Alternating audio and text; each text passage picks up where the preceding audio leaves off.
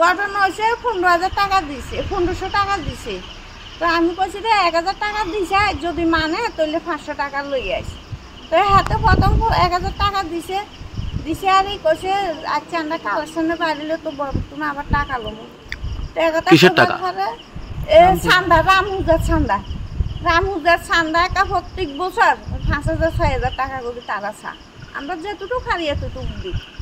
তো এবার করে না 1500 টাকা দিছে, 1000 টাকা দিছে, 500 টাকা হাতে রাখছে। হে আর হলে হোলারে কি আসার বলে বক্তা গালিয়ে লাগবো, তবু 1500 টাকা হাঁকছে লইছে না। লইবার হে চলিয়েছে। আমরা তারা পূজাত গেছিও না, প্রসাদও লইছি না, কোনো আনন্দ উৎসবের কিছুতে নাই। আমরা বাড়ি ধরে রয়েছি।